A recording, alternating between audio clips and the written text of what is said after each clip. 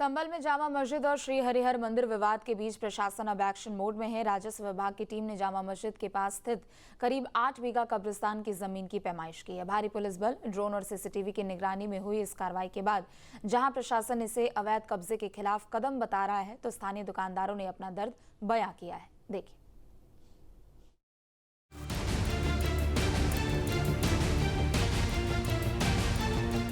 संभल का ये वो इलाका जो पिछले कुछ दिनों से सुर्खियों में है। भारी सुरक्षा घेरे के बीच मंगलवार को यहां राजस्व विभाग की टीम ने जमीन की पैमाइश की। जगह थी जामा मस्जिद के पास स्थित करीब 8 बीघा कब्रिस्तान की जमीन। आरोप है कि सरकारी भूमि पर अवैध कब्जा कर न सिर्फ कब्रिस्तान का विस्तार किया गया, बल्कि यहां मार्केट, दुकानें और मकान भी खड़े कर लिए गए। प्रशासनिक सूत्रों की माने तो 24 नवंबर 2024 को ही हिंसा के दौरान इन्हें अवैध इमारतों और दुकानों की छत से पुलिस पर पथराव किया गया। यही वजह है कि अब प्रशासन एक इंच जमीन का हिसाब जुटा रहा है ताकि अवैध निर्माण पर कार्रवाई की जा सके।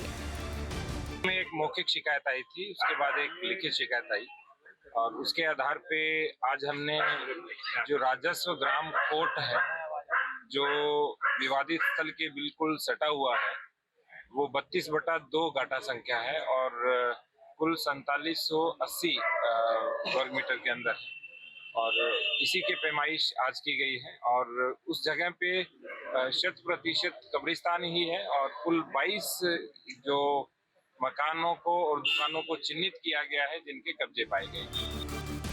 8 थानों की पुलिस की सुरक्षा में पैमाइश की गई।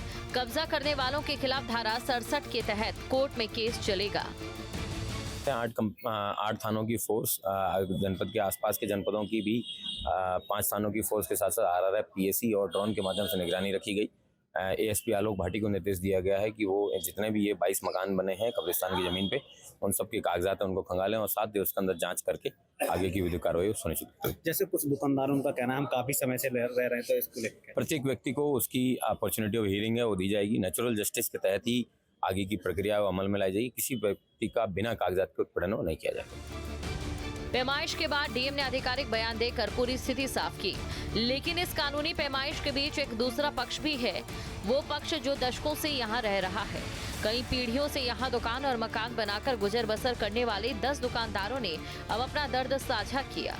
उनका दावा है कि उनके पास इस जमीन के वैध बैनामे हैं जो कई पीढ़ियों पुराने हैं। अच्छी बात है, जो भी किसी ने एप्लीकेशन दी है उसको शासन ने कंसीडर किया, बिल्कुल अच्छी बात है। हर किसी को अपना हक रखने का अधिकार है। संविधान के अंदर हमारा कॉन्स्टिट्यूशन ये राइट हमें प्रोवाइड करता है कि आप शिकायत भी करिए, पक्ष की भी सुनिए, विपक्ष की भी सुनिए और जो सही है उस पर जो है डिसीजन कर दीजिए। बस मेरी जो एज है वो 39 to 40 है, तो जाहिर सी बात है मैं तो साहब 40 ईयर से यहाँ पर रह रहा हूँ। मेरे वालिद साहब की जो एज है वो 80 साल की है, वो भी यहीं रह रहा है। मेरे दादाजी जो 100 साल उम्र पार कर एक्सपायर हो चुके हैं, वो भी यहीं हैं थे और बराबर में ही दफन हो गए हैं, यानी कि जिंदा भी यहीं हम और मरने के बाद भी यहीं पर ही। पूरे इलाके में तनाव को देखते हुए चप्पे चप्पे पर पुलिस बल तैनात है। ड्रोन के जरिए गलियों की निगरानी की जा रही है। जिला प्रशासन का कहना है कि पैमाइश की रिपोर्ट आने के बाद ही आगे की कार्रवाई तय की जाएगी, लेकिन सवाल ये है कि क्या विकास और सुरक्षा की इस कवायद में उन लोगों को सुना जाएगा जिनके पास अपनी मलकियत के सबूत हैं। संभल में जमीन की पैमाइश केवल नापतोल नहीं बल्कि भविष्य की बड़ी प्रशासनिक कार्रवाई का संकेत है। अब देखना ये होगा कि राजस्व विभाग की रिपोर्ट में क्या निकल कर आता है और पीड़ित पक्ष की गुहार पर सरकार क्या रुख अपनाती है। Team news state. आपके मोबाइल पर तुरंत आएगी ब्रेकिंग न्यूज। स्क्रीन पर सबसे पहले दिखेगी बड़ी खबर।